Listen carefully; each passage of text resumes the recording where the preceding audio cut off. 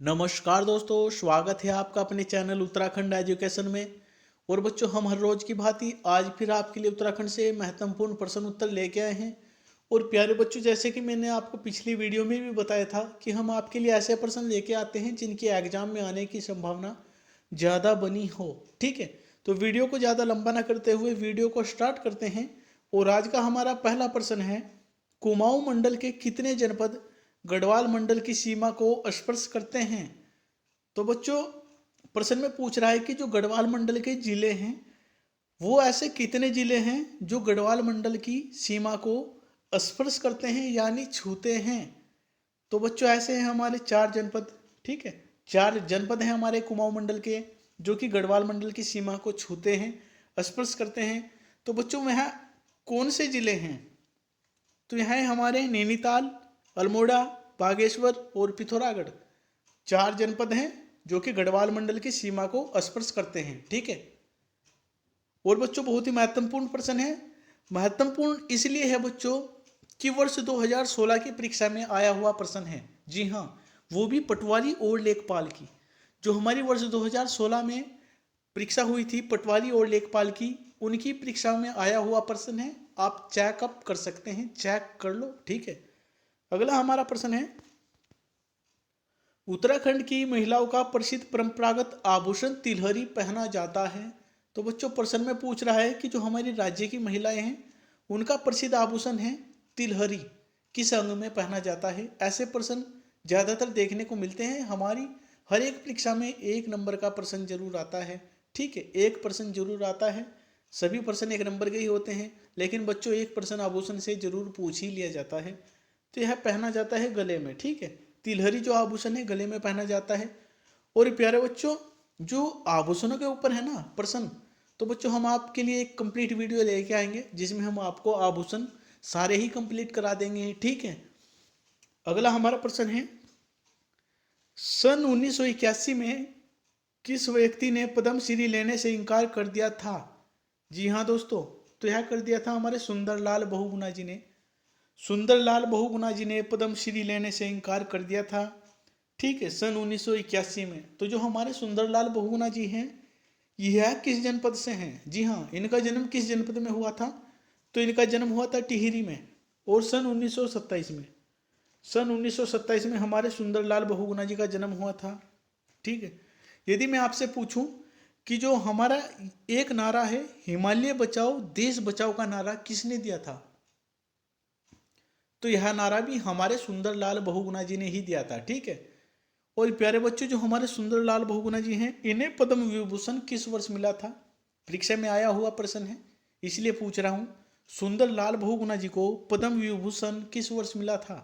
पद्म श्री लेने से इनकार कर दिया था, परंतु दोस्तों इन्हें फिर बाद में पद्म विभूषण से नवाजा गया था और इन्हें पद्म विभूषण मिला था सन 2009 में। ठीक है, सन 2009 में। तो बच्चों, सभी प्रश्न अच्छे लेवल के प्रश्न हैं। अगला हमारा प्रश्न है, बाजपुर किस नदी के तट पर स्थित है?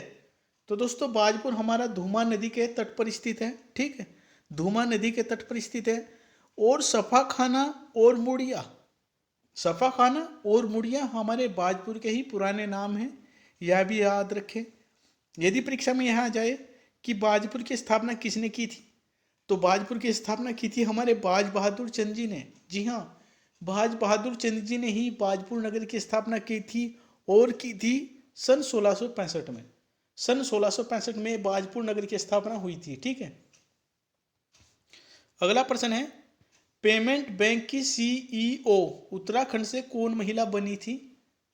जी हाँ बच्चों, यह बनी थी हमारी रेणु सती जी। रेणु सती जी राज्य से प्रथम महिला हैं जो कि पेमेंट बैंक की सीईओ बनी है। अगला प्रश्न है, उत्तराखंड के किस जिले में प्रकटेश्वर गुफा स्थित है? प्रकटेश्वर। ठीक है, तो यह गुफा स्थित है हमारे उत्तरकाशी में। अगला प्रश्न है, मिनीएचर बल्ब फैक्ट्री किस जनपद में स्थित है? तो यह स्थित है हमारे देहरादून में। इस प्रकार के प्रश्न जरूर पूछे जाते हैं। ठीक है, अगला हमारा प्रश्न है, तीन धारा पर्यटन स्थल कहाँ स्थित है? तो यह स्थित है हमारे टिहरी में। तीन धारा पर्यटन स्थल नाम से ही पता चल रहा है कुछ आइडिया लगा सकते हैं। 3 धारा तो टिहरी में स्थित है। ठीक है। प्रश्न है हमारा, उड़न खटोला रज्जू मार्ग किस जनपद में स्थित है? तो यह हमारा स्थित है हरिद्वार में। हरिद्वार में स्थित है हमारा उड़न खटोला रज्जू मार्ग। ठीक है। अगला प्रश्न है, हंसुली आभूषण किस अंग में पहना जाता है? ठीक है। तो बच्चों यह पहना जाता है गले में। हंसुली आभूषण हमारा गले में पहना जाता है। अगला प्रश्न है, कालो डांडा किसका प्राचीन नाम है? तो यह है हमारे लैंसडाउन का। लैंसडाउन का प्राचीन नाम है कालो डांडा। अगला प्रश्न है, कालू तडागी किस चंद वंशीय राजा का सेनापति था? तो यह था हमारे सोमचंद का। सोमचंद का सेनापति था हमारा कालू तडागी। अगला प्रश्न है, कुली बेगार प्रथा कुमाऊं कमिश्नरी में कितने वर्षों तक चली थी? तो यह चली थी 105 वर्ष तक। ठीक है। कुमाऊं कमिश्नरी में जो हमारी कुली बेगार प्रथा है यह 105 वर्ष तक चली। अगला प्रश्न है, गोथला किसका प्राचीन नाम है? तो यह हमारे गोपेश्वर का। गोपेश्वर का प्राचीन नाम है गोथला। प्राचीन नाम भी अधिकतर पूछ ही लिए जाते हैं परीक्षाओं में। ठीक है। अगला हमारा प्रश्न है, पहला रेशम का कारखाना चंपावत के किस राजा के द्वारा खोला गया था? तो यह खोला गया था इंद्रचंद जी के द्वारा। ठीक है। इंद्रचंद जी के द्वारा पहला रेशम कारखाना खोला गया था। ठीक है। यह भी कह सकते हैं कि रेशम का उत्पादन या व्यापार सबसे पहले किसने किया था? तो यह किया था हमारे इंद्रचंद जी ने ही। ठीक है। इंद्रचंद जी ने ही किया था। अगला हमारा प्रश्न है, उत्तराखंड का पहला सीएनजी प्लांट कहाँ स्थित है? तो यह हरिद्वार जनपद में स्थित है हमारा राज्य का पहला सीएनजी प्लांट। राज्य के औद्योगिक महाविद्यालय की स्थापना कहाँ हुई थी? तो इसकी स्थापना हुई थी पौड़ी में। बहुत ही महत्वपूर्ण प्रश्न है और कई बार की परीक्षाओं में आया हुआ प्रश्न है। सभी प्रश्नों को देखकर बच्चों आपको हमारी वीडियो का लेवल का पता चल गया होगा, अनुभव हो गया होगा, क्योंकि बच्चों हम अपनी वीडियो में हर एक प्रश्न जो है 2 या 3 बुक से मिश्रण लेके जरूर आते हैं। ठीक है। अगला प्रश्न है, धात नामक पत्रिका का प्रकाशन कहाँ से होता है? तो यह होता है देहरादून से। देहरादून से हमारी धात नामक जो पत्रिका है इसका प्रकाशन होता है। ठीक है। अगला प्रश्न है, उत्तराखंड की माधवी शर्मा का संबंध है? तो बच्चों यह एक पर्वतारोही है। ठीक है। पर्वतारोहण से संबंध है हमारी महादेवी शर्मा जी का संबंध है। परीक्षा में पूछ लेते हैं बच्चों, किसी भी व्यक्ति का नाम दे देते हैं, उसके कार्य क्षेत्र के बारे में पूछ लिया जाता है, बैकग्राउंड के बारे में पूछ लिया जाता है बच्चों कि इनका कार्य क्षेत्र क्या था। ठीक है। आज का हमारा आखिरी प्रश्न है, सन 1599 में किस चंद शासक ने रेखा व्यवस्था को अपनाया था? जी हाँ बच्चों, रेखा व्यवस्था को किस चंद शासक ने अपनाया था? तो यह अपनाया था हमारे लक्ष्मी चंद जी ने। लक्ष्मी चंद जी ने रेखा व्यवस्था को अपनाया था। और बच्चों मैं आपसे पूछना चाहूँगा कि चंद वंश के कौन से नंबर के राजा हैं?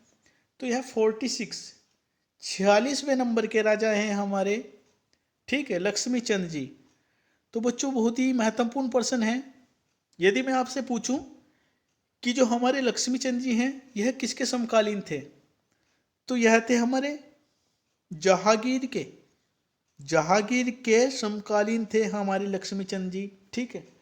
और इनके बेटे का क्या नाम था? लक्ष्मी चंद के एक बेटा था शक्ति गोसाई।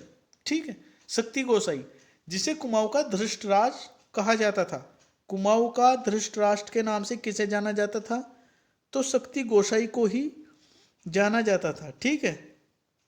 और बच्चों यदि मैं आपसे आज पता करना चाहूँगा, एपन गर्ल के नाम से राज्य में किसे जाना जाता है? कमेंट करके जरूर बताएं। और बच्चों एप्पल मैन के नाम से, एपन गर्ल के नाम से और एप्पल मैन के नाम से, दोनों का आंसर आपको हमें कमेंट करके देना है। ठीक है। और बच्चों आपको हमारी वीडियो कैसी लगी? वीडियो अच्छी लगी हो तो वीडियो को लाइक, कमेंट और शेयर करना ना भूलें। ठीक है। धन्यवाद।